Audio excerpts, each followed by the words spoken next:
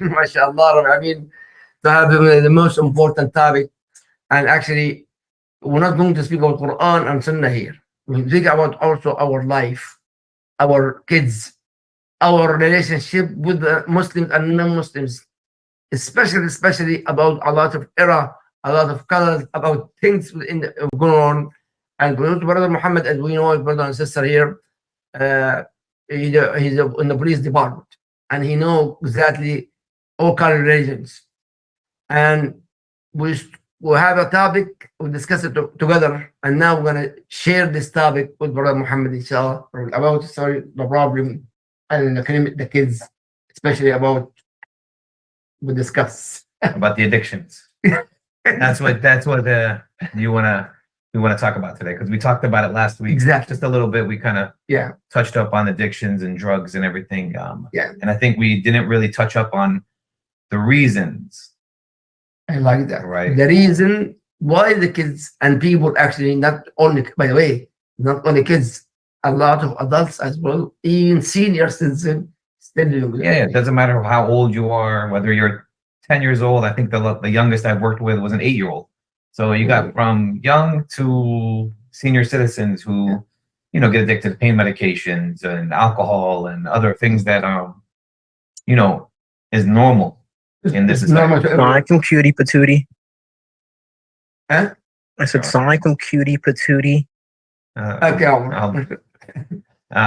So when you talk about the reasons why people do what they do, right? There's a reason why addiction is happening. Good question. So Sunnahfollowers, please, all over on social media, listen, what's the reason?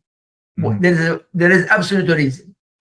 And then, so when we talk about drugs is just a one part of addiction. There's a lot of multiple addictions. You can be addicted to drugs. You can be addicted to alcohol. You can be addicted to certain behaviors. You can be addicted to shopping, gambling. There's a lot of different addictions. Oh yeah. So the underlining reason for that is there's something missing inside that person. Yeah. Okay. There's something so the drugs for that person is actually a solution. For them, for whatever's missing on the inside, the need to fit in, right? So let's talk about the kids. Let's stick with the youth for now.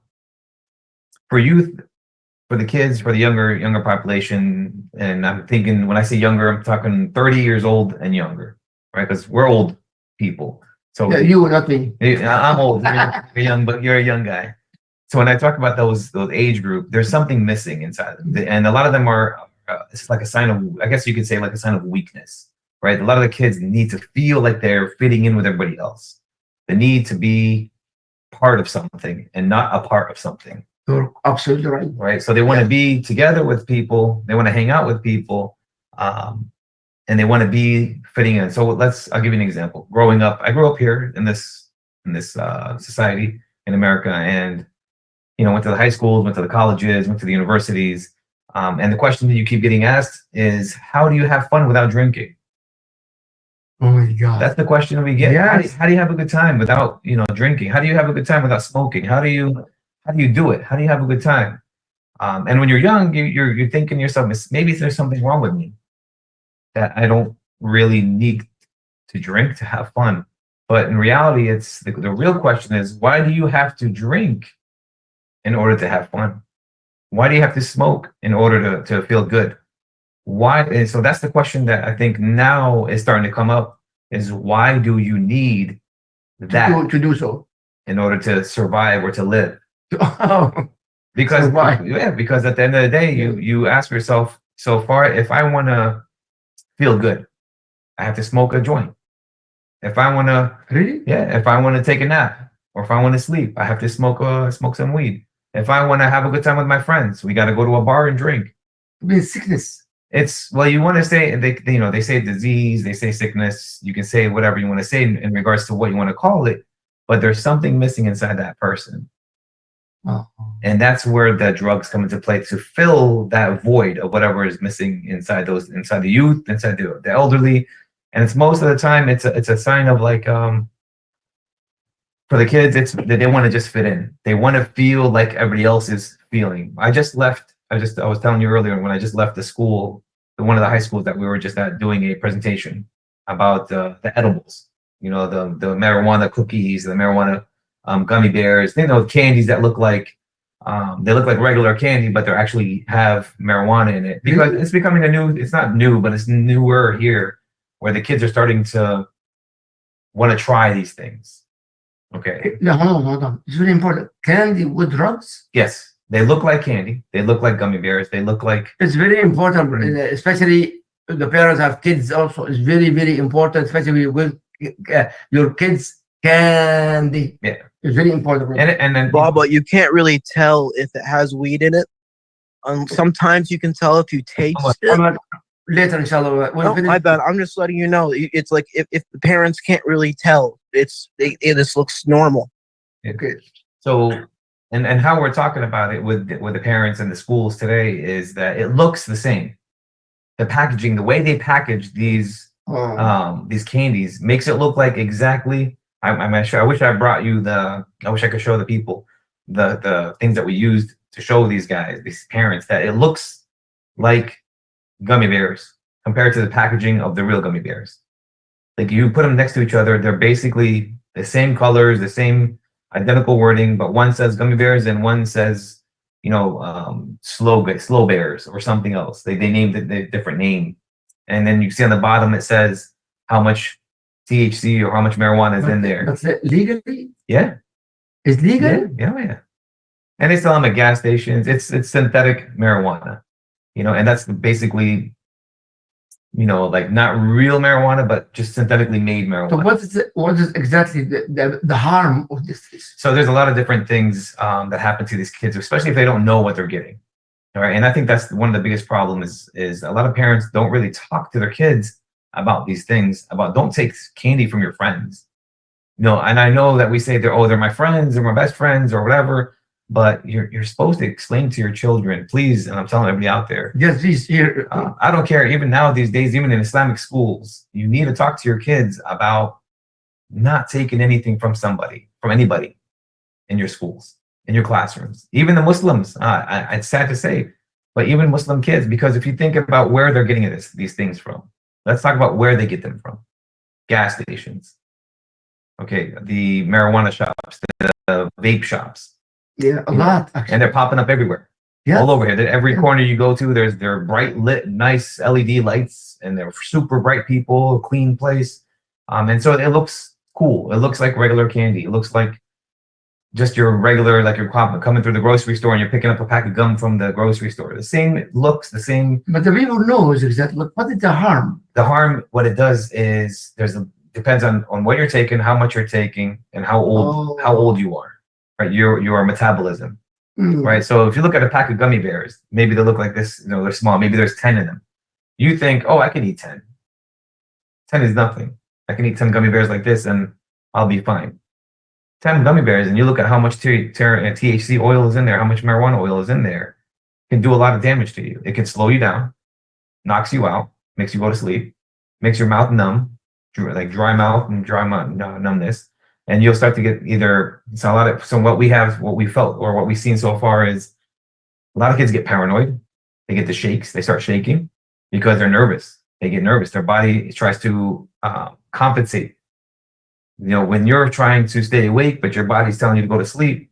A lot of kids. Force inside you. Yeah, you start to get anxiety. You start to get, I'm going to force myself awake because I don't want to sleep. It's not time to sleep. It's still the afternoon. Why am I feeling sleepy like this? Ya Allah. And so the point of the whole thing is, and I think now, because a lot of the Muslims, unfortunately, own a lot of these shops that are popping up. Yes. You know, and it's amazing to me how, you know, we like to gravitate towards making as much money as we can, but not in like really a halal way. Excuse me? Halal way. No, like like you're selling stuff that's not really. So this marijuana is a plant, right?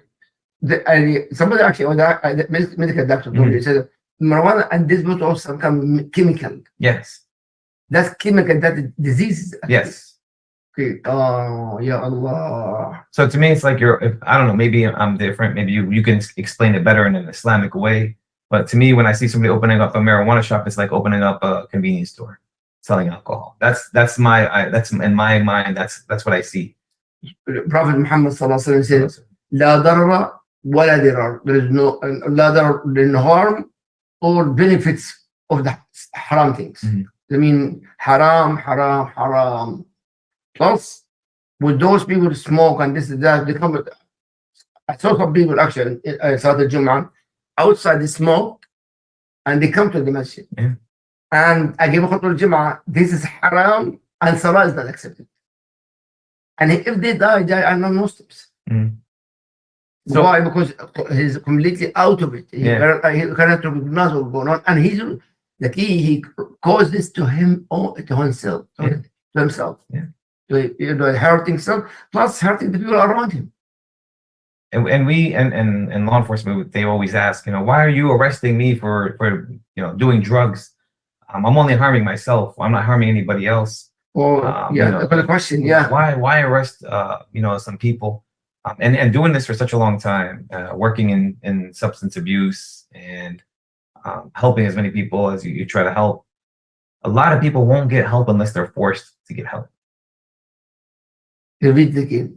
A lot of people won't get help unless they're forced to get help. Give me an example. Let's say I'm going to tell you, brother, I think you got a problem. Let's take you to rehab. You're going to tell me, I don't have a problem. I'm fine. I can stop whenever I want to.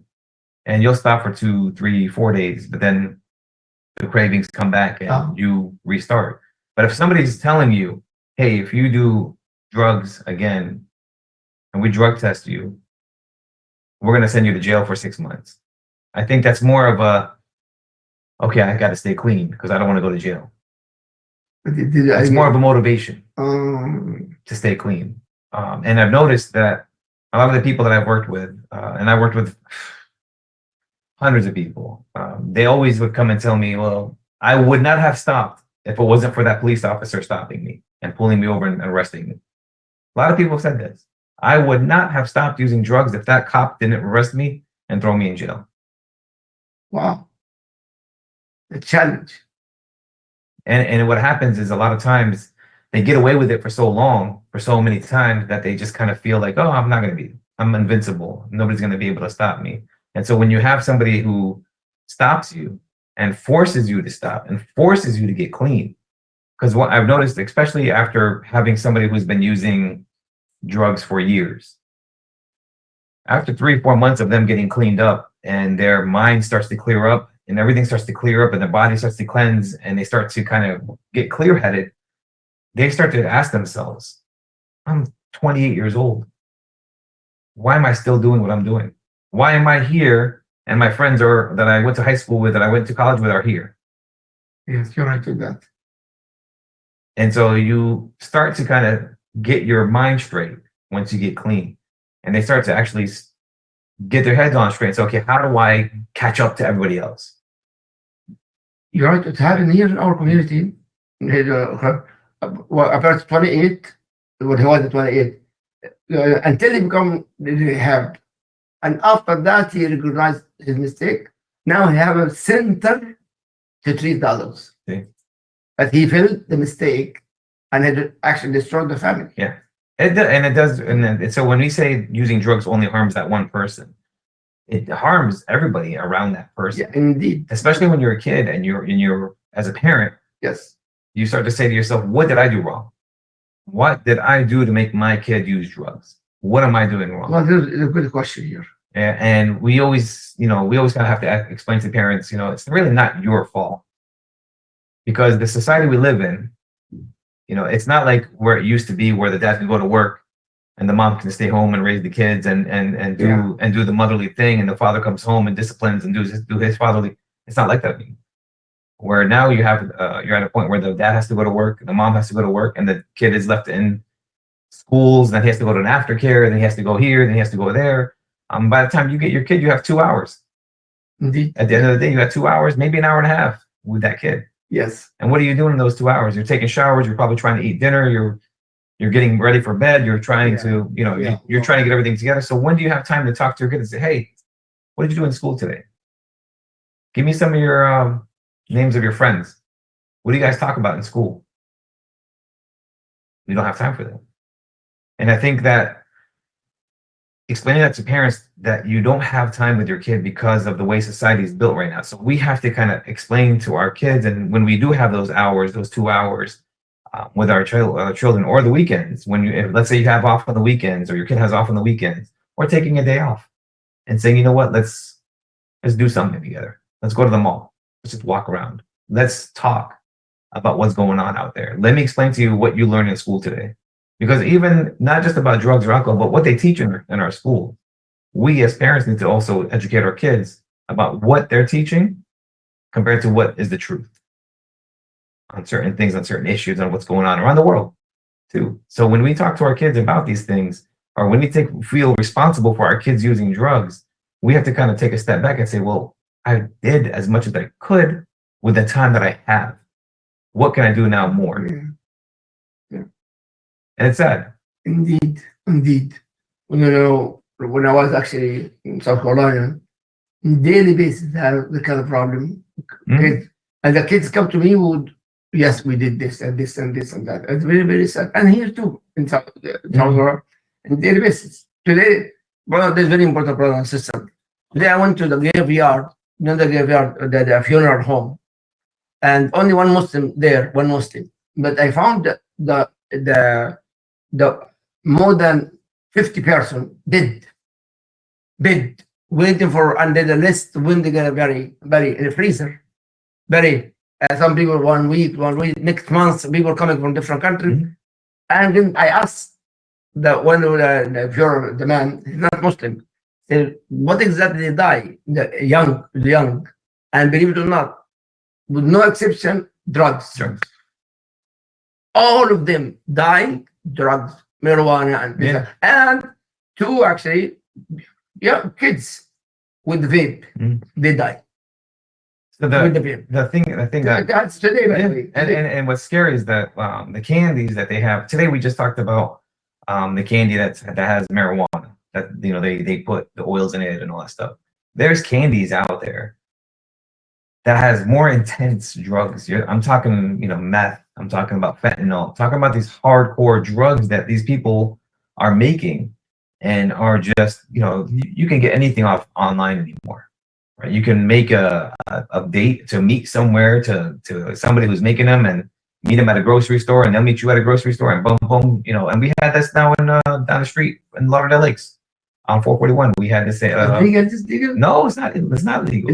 Illegal. And it's like, we used to tell our kids, don't go into the white van with the guy with candy, right? If you see a guy offering you candy, don't go with him. Remember, we used to tell our kids these. Now we have to tell our kids, when you're talking to somebody online and they're offering you candy, please don't meet them at the grocery store and get the candy from them. The kids feel, well, the kids are, they say, well, I'm in a public place. Yeah, but you're getting candy laced with drugs. And you don't know because the guy can tell you, oh, it's just marijuana. But it's not going to be just marijuana. It can be anything laced with that thing. It's marijuana. But honestly, I don't know what marijuana is. I heard about marijuana a lot. Since I grew up, I know some guys if you want some. No, but what is it said? I heard it's a plant. It's a plant. People go to Colorado, people can plant it and make their own and smoke their own. And that plant make it like drugs? Yeah, it's a hallucinogen. So it's a depressant. Basically kind of calms you down. Depends on what you need it for. There's a lot of medicinal properties for it. People use it for, eyesight, stuff like this. Eyesight? To help you see better, cataracts, something like this. Really? Glaucoma. Yeah, there's a lot of different reasons why people. That means there's some benefits in this. There is some benefits, but there's ways of doing it without getting the high. Oh. You see? And so people, there's medicinal ways of doing it, medicinal reasons to use it. But our kids are not doing it for that reason. They're doing it for the excitement. They're doing it for, all my friends are doing it. And I think that's the biggest problem we have within our own community is the peer pressure. Yes, the peer pressure, the imitating. They want to be like everybody else. Well, mom, being Muslim, everything's haram. Everything's haram. Everything is boring. And so we have to kind of explain to our kids that there's reasons why everything is haram. All the haram is haram. Because there's a lot of ways of having halal fun. There's a lot of ways of having fun and not getting. Allah mentioned in haram, in what's haram in the Quran, Mhm. half page is haram. And the whole Quran halal. No, only in Surah Al-Ma'idah. Mhm. In the top 1, 2, number 5, number 6 آية سورة الأنعام Mhm. سورة الأنعام استغفر الله المائدة سورة المائدة حرمت عليكم الميتة والدم ولحم الخنزير 7 things half page حرام حرام حرام حرام. And the rest of the Quran, everything's halal. Yes. And so when you look at that, when you see that, and our kids, I don't think our kids realize that they make the haram look so fun. Yeah. So fun. They advertise it. They make it look, oh, it's parties, it's fun, it's loud music, it's excitement, it's fun. And then when you look at the Muslim way of living, it's just praying 5 times a day. Oh, it's boring. Oh, I gotta go to a jama. Oh, I gotta go to the masjid. And again, that all ties back to the masajid. Who's in charge of the masjids? And what are you doing to get your people to come to the masjid? That's it. What are you doing? Okay, what's tomorrow? Tomorrow is Halloween. What are we doing to keep our kids off the street from going to knocking on people's doors for trick or treating? Actually, some masajid. Some masajid. I'm supposed to be invited in Texas. Mhm. One of the masjid right now اسمه Halo Halal. But boy, everybody in the masjid Yeah. and games and stuff, Mhm. and instead to go outside and carry it. Yeah. Right now in Duncanville, in Quran, it's Texas. Yeah, and so we need more of this. Actually, that's very, very important. I know, unfortunately, the majority of the masajid in the United States of America had to be with the board. Mm. And the board, elected board, those people, 99.99% have no idea about what Islam is. I challenge with that. My point, brother and sister, you have to be active in the masjid in order regardless those negative boards in the masjid. May Allah guide them. I mean, I think that also the way that we talk to our board members, the way we explain to the board members of understanding that it's not like it was 20 years ago, 30 years ago. Everything's different. Kids are different. Indeed. The times are different. And if we don't keep up with the times, we're gonna lose the war of what's going on with our children. Yes. My time, yeah. For example, I was an imam here in Boca Raton Mhm. more than 25 years before my sickness. 25 half. In fact, we were active in daily business. Mhm. My point, the very, and who is not the board, the community. Mhm. The The community. community. The community has to be vocal. They have to speak up. They have to talk. They have to explain to the board members and to the masjids and imams to actually start to speak up and say, look, we have to figure out a way of bringing our youth over here to the masjids and make it interesting, make it exciting, make it not just a learning experience, but fun at the same time. Because remember, we talked at the beginning of our conversations, the best way to get information out of kids, or the best way for anybody to learn, is through having fun. Yes. If you're miserable, if you're sad, if you're upset, you're not going to learn anything. Yeah. Nobody, our brains shut down when we're upset.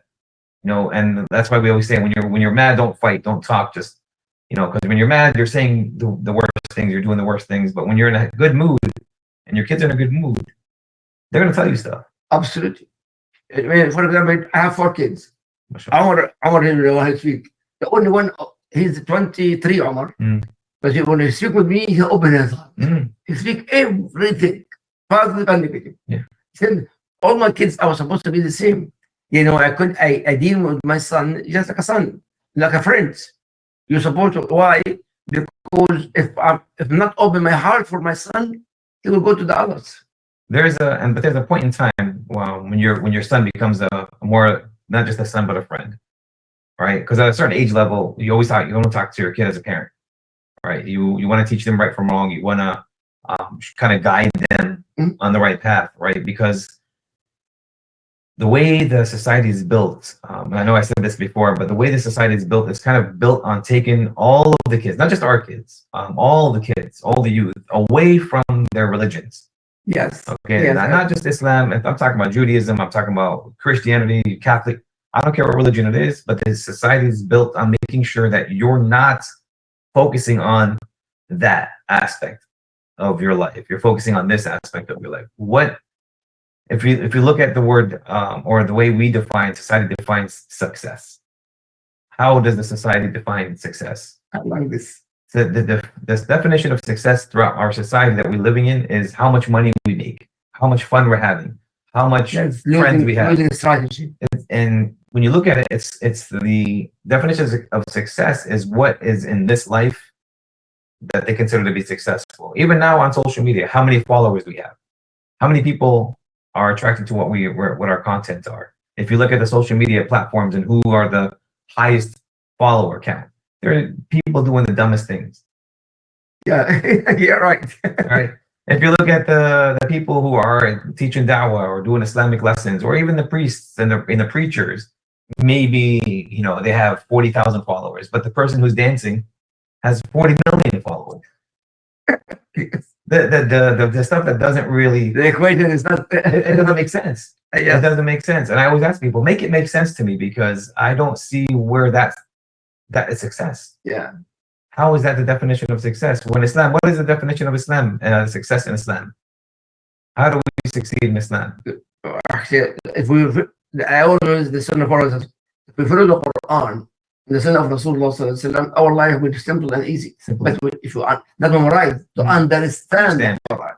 Understand. The rules or regulations in Islam, in our life in general, not Islam, in our life, the relationship between me and you, me and my son, my daughter, my community, my nation, work, halal, haram, Society. everything in that Quran. Yeah. And when we talk about the deen, when I talk about it to other people, I say, well, it's not a religion, it's more of a way of life. Indeed. Right? Indeed. It kind of tells you and guides you on where you're supposed to be, what you're supposed to do, how you're supposed to do it, how you talk to your parents, how you talk to your kids, it's all there. Yeah, I agree with you, Brother Muhammad. And so when we talk about addiction, drugs, and all that kind of stuff, we always forget that we have the power of explaining to our kids. And like I said at the last discussion we had, as a community. The key is the community, Brother Muhammad. And I think that's the biggest problem we have. I agree. Actually, not in South Florida. I don't know. I know a lot of people here online listening to the message. I know some massages actually in Texas. In Texas, they're active, mashallah. Why? The Imam is young and still write the Quran. It's good Imam. And he da'wah and he basketball with the kids, soccer with the kids, American football with the kids. That's we need to plus in da'wah, indirect da'wah. Yeah, I was actually with my brother, my older son Abdurrahman in Nevada, in Las Vegas, Sin City, and we went to one masjid over there. And Allah, ya Allah, I was so happy. My wife and I went to that masjid, and the masjid full in the beginning. No park. We park in the top. The kids in the winter soccer. Another room football, American football. Inside tennis, and the sister also. Yeah, mashallah, Saturday and Sunday over there in this masjid active. Okay, and the Imam came when I sit Salat Isha, 5 minutes. But honestly, that's 5 minutes. He's young, by the way. That's my heart. This is the key, brother and sister. The masjid is supposed to be active, and the Imam is supposed to be more active and encourage the kids, the community in general. For masjid here, our masjid, every Friday, with and Saturday Night Live, Saturday Night Live in the comedy show. Yeah. Why we have comedy show in Saturday Night Live? In our masjid, I call it Saturday Night Live. Come to our masjid. The masjid is supposed to be like this. And I can tell you that if you actually ask the youth, ask the kids, what's missing in your masjid? You're right. And the thing is, we don't give. If you ask these questions to these kids, and I'm not just talking about the little kids. I'm talking about the older kids. What's missing in the masjid? What can help us bring the youth over here? What do we need to do? You'll get answers, and what ends up happening is those kids become now a part of the masjid. They feel like, okay, this is my idea, so I got to make sure I bring those kids in. I agree. I got to advertise. I got to market. I got to go bring my friends. I got to bring. And so if you're not getting them to be having a piece of the part of the masjid, part of it. and they're not going to have any type of ownership. But also, Brother Muhammad is very important. I visited some masajid in the area here, and even in Texas. Actually, I was in Texas for a long time. I see a lot of kids actually using, giving this cigarette, this vape, The vapes, and not only that, become a habit inside even even in the masjid. Yeah. And some imams allowed that in the Yeah, and I've seen it before too, where I've seen a guy who was sitting on the wall. I don't know if it was during one of the Friday prayers. I forgot what masjid I was in, but he was sitting up against the wall, and he was actually on his phone with Quran, reading Quran, and he, would vape in a puff of smoke. To me, exactly, not the benefits of it. What is the harm of that thing in their mouth? Here's the problem. Islamically, by the way, Allah subhanahu wa ta'ala heard the tabdir, the waste. There's waste. That haram. Now, with the harm of this vapes, and everybody uses it, unfortunately, a lot of Muslims use it. So the problem with vapes is I don't think people understand that they don't know what's inside of it. If I came to you today and I go on Google and I said, I want to get the ingredients for Newport cigarettes or Marlboro Reds in a box, I can print out 900 different ingredients in the cigarettes. Whoa. There's over 900 ingredients in cigarettes. In Marlboro. And just a regular cigarette, Marlboro, Newports, whatever the cigarette is. There's about 900 chemicals inside those cigarettes. Tar. There's so many bad things in these things that we can see it. And they have to put now, this may cause you cancer. Hey, I'm sorry, but on the box. But it took years for the law to catch up to what the cigarettes are doing. Yes.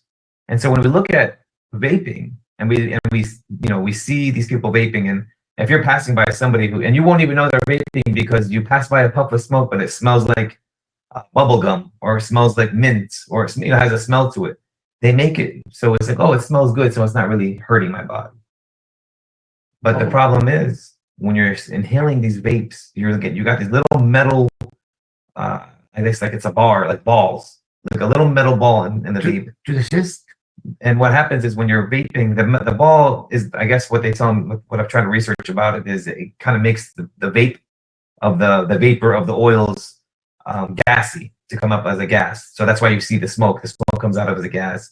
When you're inhaling that metal rod, it turns to liquid, like kind of gets little pieces of liquid. And so what they've started to see is a lot of kids, I want to say 18, 19-year-olds who've been doing vaping for a year or 2 years with little metal shards, like metal pieces, little metal pieces inside their lungs.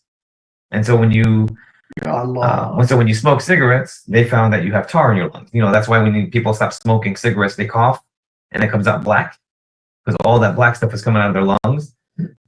Same thing's gonna happen with the vapes.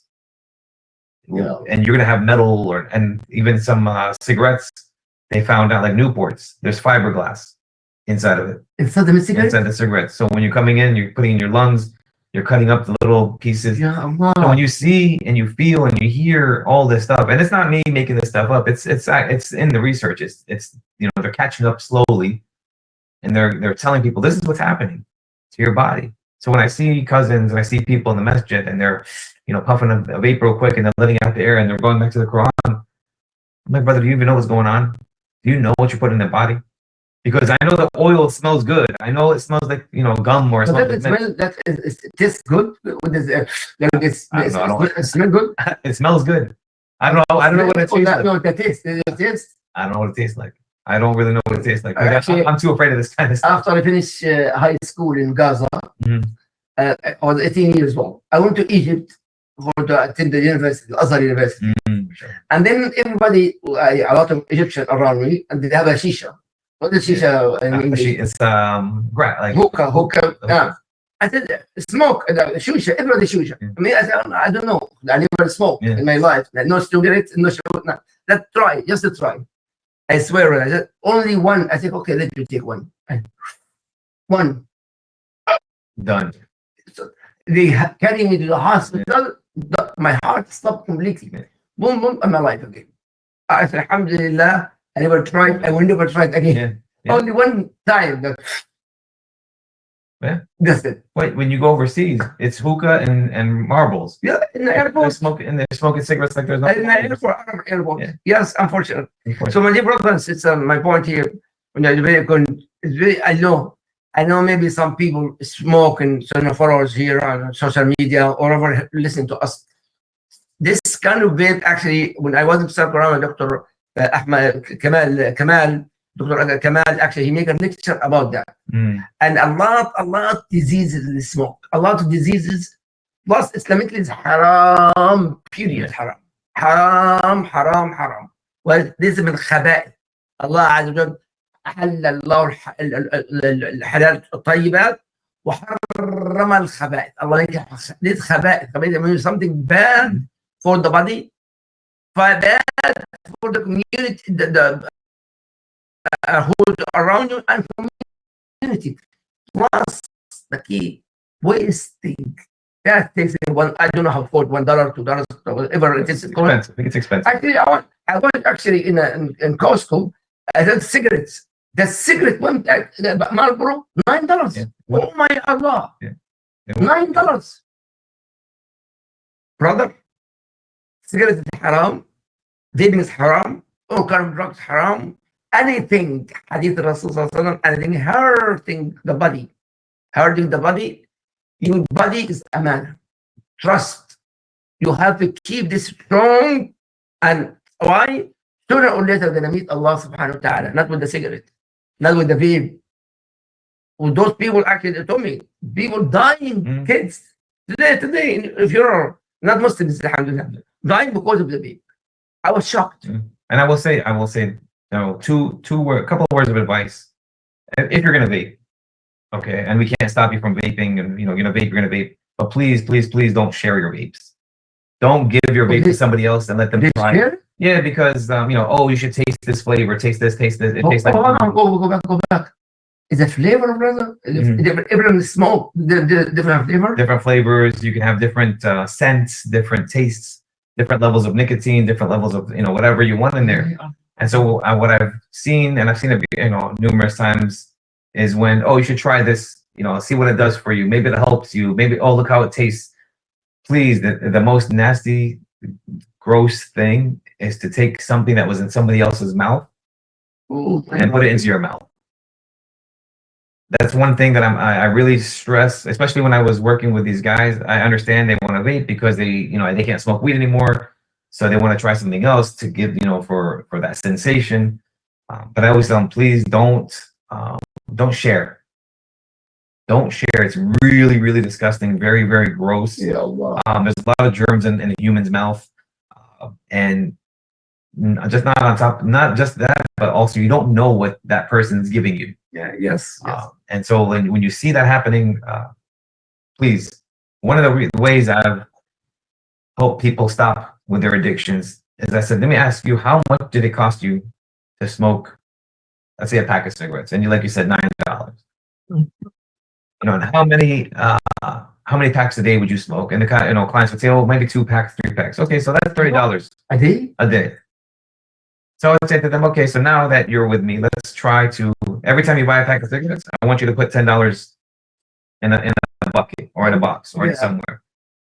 And so what ends up happening is they start to see, I've been spent. This is how much money I made in a week. This is how much money I've spent in a week of cigarettes. So when you put a visual on the amount of money that they're actually spending, it becomes more real that I'm spending a lot of money on this habit. And so like we talked about last time, how we get away from addiction, right? We don't just quit, right? We talked about how it was in Islam, how they stopped the drinking slowly, right? Don't drink before Salah. Don't how. So I tell people, okay, if you smoke 3 packs a day, let's cut it down to 2. Let's cut it down to 1. After a week, 2 weeks of let's cut it down to 1 pack a day. And then you start to see slowly people start to, okay, well now, Mr. Muhammad, I have all this money. What should I do with it? Whatever you want. Look at Hajj and Umrah. Go. That's the.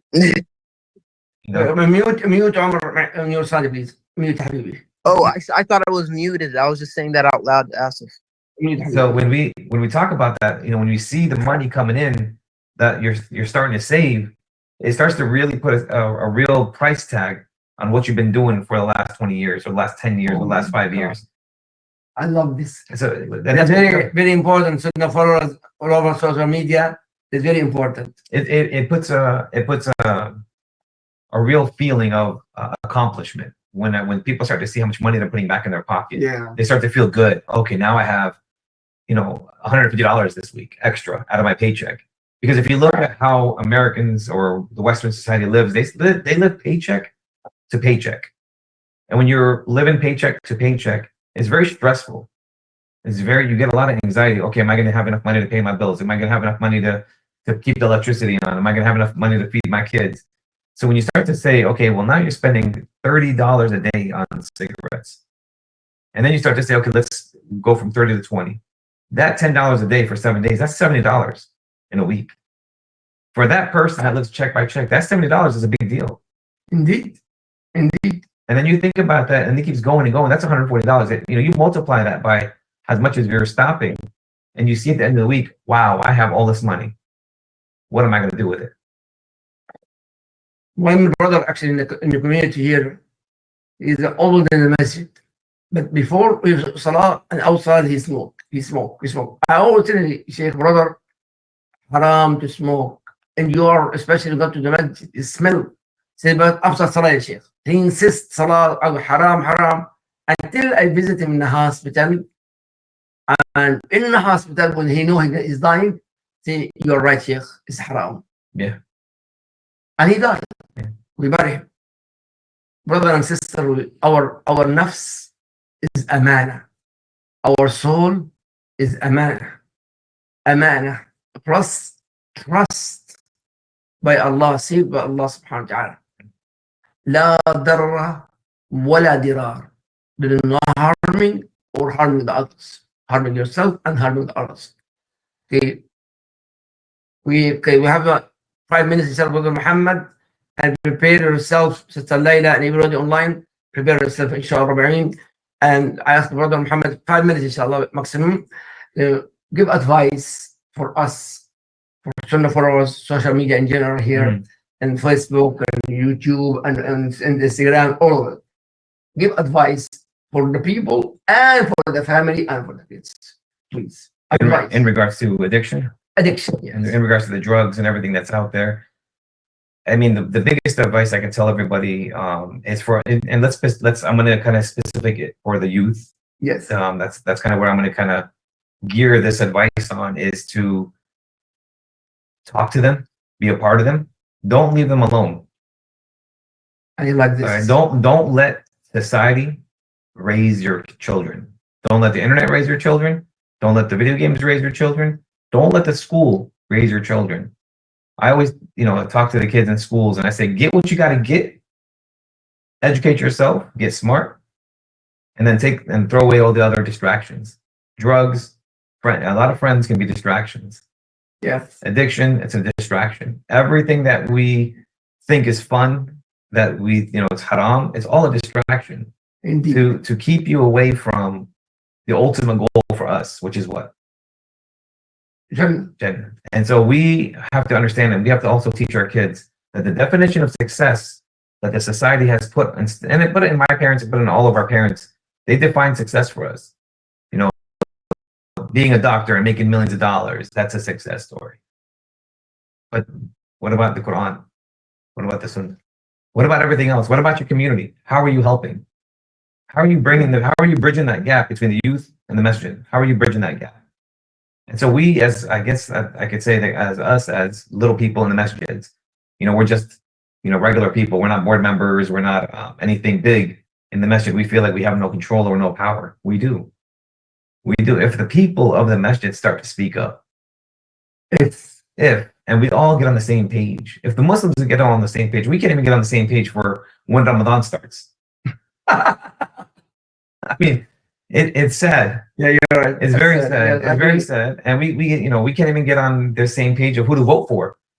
In the election. Oh yeah. I mean, I'm involved with this. Yeah. We can't get in. We can't keep on the same page. We can't get together. But when it comes to our kids, our youth, we need to focus all of our attention and understanding that we have to keep together and go to the board members, go to your masjids, write down little, maybe if they have a suggestion box and you're afraid to speak up.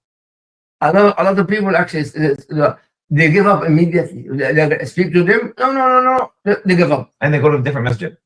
And how simple. And they have the same problem. But this advice is very important, brother and sister. One hadith of Rasul sallallahu alaihi wasallam. Give me attention for this hadith al-Bukhari here. قال صلى الله عليه وسلم. Prophet Muhammad صلى الله عليه وسلم. حفت الجنة بالمكاره وحفت النار بالشهوات. The Jannah surrounded by hardship and calamity. Jannah, paradise. And hellfire by desires.